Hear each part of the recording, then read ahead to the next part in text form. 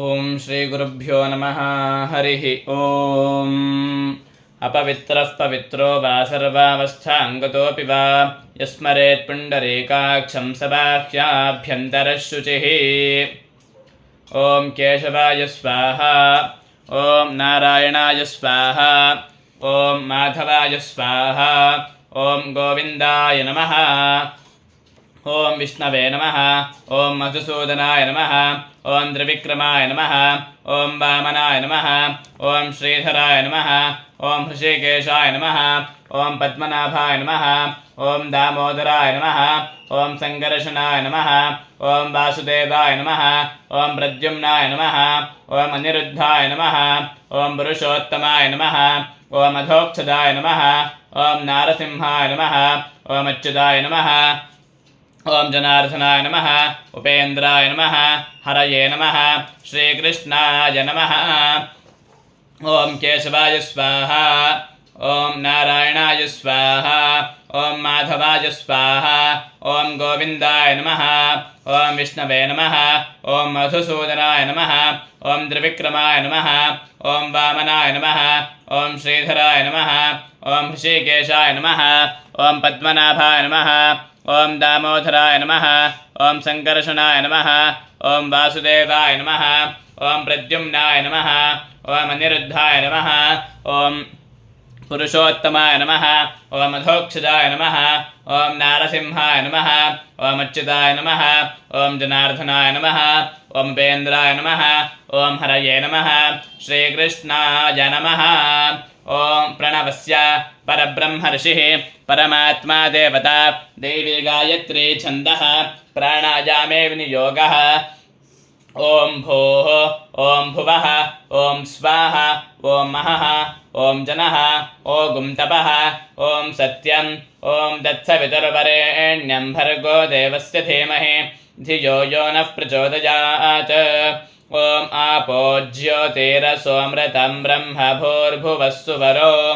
ఓం మమోపాత్త సమస్త దురితక్షయద్వారా శ్రీపరమేశ్వర ప్రీత్యర్థం మాధ్యాహ్నిక సంధ్యా ఉపాసిష్యే. ఓం ఆపోహిష్ఠామయో భువః తాన ఊర్జే దధాతన మహేరణాయ చక్షసే యో వశివతమోరసః తస్య భాజయతే హనః ఉషతీరివ మాతరః తస్మా అరంగమామవః యస్య క్షయాయ జిన్వథ ఆపో జనయథా జనః. ఓం ఆపః పునంతు పృథివీం పృథివీ పూతా పునాతు మాం పునంతు బ్రహ్మణస్పతిర్బ్రహ్మ పూతా పునాతు మాం యదుచ్ఛిష్టమభోజ్యం యద్వా దుశ్చరితం మమ సర్వం పునంతు మామాపో సతాంచ ప్రతిగ్రహగ్గ స్వాహా. ఓం కేశవాయ స్వాహా. ఓం నారాయణాయ స్వాహా. ఓం మాధవాయ స్వాహా. ఓం గోవిందాయ నమః. ఓం విష్ణవే నమః. ఓం మధుసూదనాయ నమః. ఓం త్రివిక్రమాయ నమః. ఓం వామనాయ నమః. ఓం శ్రీధరాయ నమః. ఓం హృషికేశాయ నమః. పద్మనాభాయ నమః. దామోదరాయ నమః. సంకర్షణాయ నమః. వాసుదేవాయ నమః. ప్రద్యుమ్నాయ నమః. అనిరుద్ధాయ నమః. పురుషోత్తమాయ నమః. అధోక్షదాయ నమః. నారసింహాయ నమః. అచ్యుతాయ నమః. జనార్దనాయ నమః. ఉపేంద్రాయ నమః. హరయే నమః. శ్రీకృష్ణాయ నమః. ఓం దధిక్రావ్నో అకార్షన్ జిష్ణోరశ్వస్య వాజినః సురభినో ముఖాకరత్రణ ఆయోగం శితారిషత. ఓం ఆపోహిష్ఠామజో భువస్థాన ఊర్జే దధాతన మహేరణాయ చక్షసే యో వశివతమోరసస్తస్య భాజయతే హనః ఉషతీరివ మాతరః తస్మా అరంగమామవో యస్య క్షయాయ జిన్వథ ఆపో జనయథా జనః. ఓం ద్రుపదాదివముంచత ద్రుపదాదివేన్ముముచానః స్విన్నస్నాత్వేమలాదివ పూతం పవిత్రేణే వాజ్యం ఆపశుంధంతు మైనసః. ఓం కేశవాయ స్వాహా. ఓం నారాయణాయ స్వాహా. ॐ माधवाय स्वाहा ॐ गोविन्दाय नमः ॐ विष्णवे नमः ॐ मधुसूदनाय नमः ॐ त्रिविक्रमाय नमः ॐ वामनाय नमः ॐ श्रीधराय नमः ॐ ऋषिकेशाय नमः ॐ पद्मनाभाय नमः ॐ दामोदराय नमः ॐ सङ्कर्षणाय नमः ॐ वासुदेवाय नमः ॐ प्रद्युम्नाय नमः ॐ अनिरुद्धाय नमः ॐ पुरुषोत्तमाय नमः ॐ अधोक्षजाय नमः ॐ नारसिंहाय नमः ॐ अच्युताय नमः ॐ जनार्दनाय नमः ॐ उपेन्द्राय नमः ॐ हरये नमः ॐ श्रीकृष्णाय नमः ॐ विश्वामित्र ऋषिः गायत्री छन्दः सविता देवता सूर्यार्घ्यप्रदाने विनियोगः ॐ हगुंसशुचिषद्वसुरन्तरिक्षसद्धोता वेदिषदतिथिर्दुरोणसत् दृषद्वरसदृतसद्व्योमसदब्जा गोजारतज अद्रिजारतं बृहत्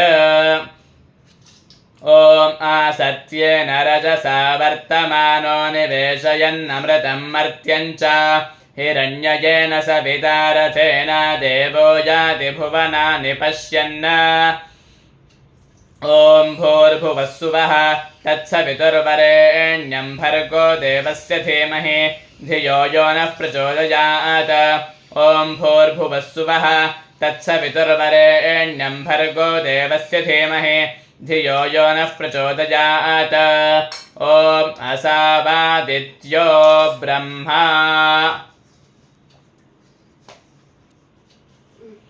ॐ भूस्तर्पयामि ॐ भुवस्तर्पयामि ॐ सुवस्तर्पयामि ॐ महस्तर्पयामि ॐ जनस्तर्पयामि ॐ तपस्तर्पयामि ॐ सत्यं तर्पयामि ऋग्वेदं तर्पयामि यजुर्वेदं तर्पयामि सामवेदं तर्पयामि अथर्वणवेदं तर्पयामि इतिहासपुराणानि तर्पयामि ॐ केशवाय स्वाहा ॐ नारायणाय स्वाहा ॐ माधवाय स्वाहा ॐ गोविन्दाय नमः ॐ विष्णवे नमः ॐ मधुसूदनाय नमः ॐ त्रिविक्रमाय नमः ॐ वामनाय नमः ॐ श्रीधराय नमः ॐ ऋषिकेशाय नमः ॐ पद्मनाभाय नमः ॐ दामोदराय नमः ॐ सङ्कर्षणाय नमः ॐ वासुदेवाय नमः ॐ प्रद्युम्नाय नमः ॐ अनिरुद्धाय नमः ॐ पुरुषोत्तमाय नमः ॐ अधोक्षजाय नमः ॐ नारसिंहाय नमः ॐ अच्युताय नमः ॐ जनार्दनाय नमः ॐ उपेन्द्राय नमः ॐ हरये नमः ॐ श्रीकृष्णाय नमः ॐ केशवाय स्वाहा ॐ नारायणाय स्वाहा ॐ माधवाय स्वाहा ॐ गोविन्दाय नमः ॐ विष्णवे नमः मधुसूदनाय नमः त्रिविक्रमाय नमः वामनाय नमः श्रीधराय नमः ऋषिकेशाय नमः पद्मनाभाय नमः दामोदराय नमः सङ्कर्षणाय नमः वासुदेवाय नमः प्रद्युम्नाय नमः अनिरुद्धाय नमः पुरुषोत्तमाय नमः अधोक्षजाय नमः नारसिंहाय नमः अच्युताय नमः जनार्दनाय नमः उपेन्द्राय नमः हरये नमः श्रीकृष्णाय नमः ॐ श्रीगुरुभ्यो नमः परमगुरुभ्यो नमः परमेष्ठिगुरुभ्यो नमः गुङ्गुरुभ्यो नमः गङ्गणपतये नमः तुन्दुर्गायै नमः क्षंक्षेत्रपालाय नमः संसरस्वत्यै नमः परमात्मने नमः ॐ प्रणवस्य परब्रह्मर्षिः परमात्मा देवता देवी गायत्री छन्दः प्राणायामे विनियोगः ॐ भूः ॐ भुवः ॐ सुवः ॐ महः ॐ जनः ॐ तपः ॐ सत्यं ॐ तत्सवितुर्वरेण्यं भर्गो देवस्य धीमहि धियो यो नः प्रचोदयात् ॐ आपो ज्योतिरसोऽमृतं ब्रह्म भूर्भुवस्सुवरो ॐ ममोपात्त समस्त दुरितक्षयद्वारा श्रीपरमेश्वरप्रीत्यर्थं माध्याह्निकसन्ध्या गायत्री जपं करिष्ये ॐ तत्सवितुर्ब्रह्मात्मने अङ्गुष्ठाभ्यां नमः वरेण्यं विष्णुवात्मने तर्जनेभ्यां नमः भर्गो देवस्य रुद्रात्मने मध्यमाभ्यां नमः धीमहि ईश्वरात्मने अनामिकाभ्यां नमः धियो यो नः सदाशिवात्मने कनिष्ठिकाभ्या नमः प्रचोदयात् सर्वात्मने कारतालकरपृष्ठाभ्या नमः ॐ तत्सवितुर्ब्रह्मात्मने हृदयाय नमः ॐ वरेण्यं विष्णुवात्मने शिरसे स्वाहा ॐ भर्गो देवस्य रुद्रात्मने शिखायै वषट् धीमहि ईश्वरात्मने कवचाय हुं धियो यो नः सदाशिवात्मने नेत्रत्रयाय वौषट् प्रचोदयात् सर्वात्मने अस्त्राय फट भूर्भुवः सुवरोमिति दिग्बन्धः अथ ध्यानम् मुक्ता विद्रुमहेमनीलधवलच्छायैर्मुखैस्त्रीक्षणैः युक्तामिन्दुकलानिबद्धरत्नमकुटां तत्त्वार्थवरुणात्मिकां गायत्रीं वरदाभयाङ्कुशकशाः शुभ्रं कपालं गदा शङ्खं चक्रमथारविन्दयुगळम् हस्तैर्वहन्तीं भजे ओमित्येकाक्षरं ब्रह्म अग्निर्देवता ब्रह्म इत्यार्षं गायत्रं छन्दं परमात्मं स्वरूपं सायुज्यं विनियोगम् आयातु वरदा देवी अक्षरं ब्रह्म संहितं गायत्रीं छन्दसां मातेदं ब्रह्म जुषस्व मे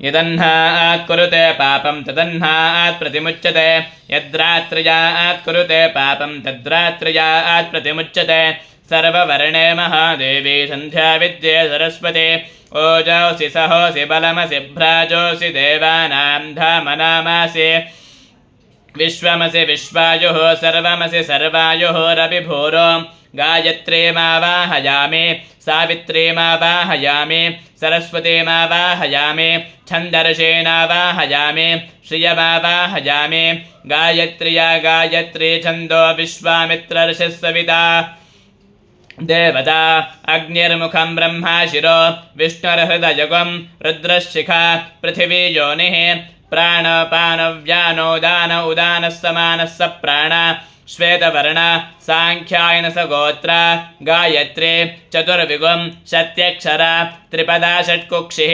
पञ्चशीर्षोपनयने विनियोगः ॐ भूः ॐ भुवः ॐ सुवः ॐ महः ॐ जनः ॐ तपः ॐ सत्यं ॐ तत्सवितुर्वरेण्यं भर्गो देवस्य धीमहि धियो यो नः प्रचोदयात् ॐ ममोपात्ता समस्ता दुरितक्षयद्वारा श्रीपरमेश्वरप्रीत्यर्थम्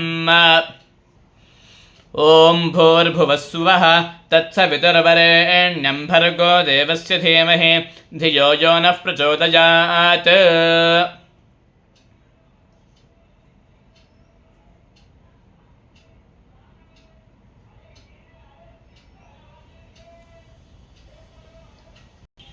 ॐ तत्सवितुर्ब्रह्मात्मने हृदयाय नमः वरेण्यं विष्णुवात्मने शिरसे स्वाहा भर्गो देवस्य रुद्रात्मने शिखायै वषट् धीमहि ईश्वरात्मने कवचाय हुं धियो यो नः सदाशिवात्मने नेत्रत्रयाय वौषट् प्रचोदयात् सर्वात्मने अस्त्राय फट भूर्भुवः सुवरोमिति दिग्विमोगः अथ ध्यानम् मुक्ता विद्रुमहेमनीलधवलच्छायैर्मुखैस्त्रीक्षणैः युक्तामिन्दुकलानिबद्धरत्नमकुटां तत्त्वार्थवरुणात्मिकां गायत्रीं वरदाभयाङ्कुशकशाः शुभ्रं कपालं गदा शङ्खं चक्रमथारविन्दयुगळम् हस्तैर्वहन्तीं भजे ॐ उदुत्यञ्जातवेतसं देवं वहन्ति केतवः दृशे विश्वाय सूर्यम् ॐ चित्रं देवानामुदगादनीकं चक्षुर्मित्रस्य वरुणस्याग्नेः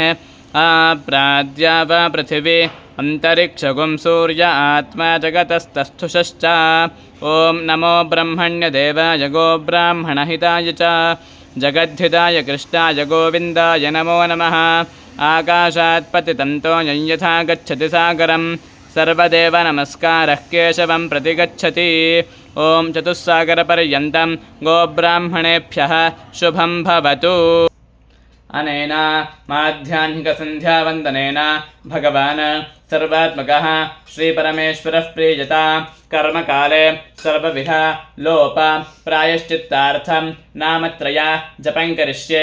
अच्युताय नमः अनन्ताय नमः गोविन्दाय नमः अच्युताय नमः अनन्ताय नमः गोविन्दाय नमः अच्युत अनन्त गोविन्देभ्यो नमः। कायेन वाचा मनसेन्द्रियैर्वा बुद्ध्यात्मना वा प्रकृते स्वभावात् करोमि यद्यत् सकलं परस्मै नारायणायेति समर्पयामि। केशवाय स्वाहा नारायणाय स्वाहा माधवाय स्वाहा गोविन्दाय नमः।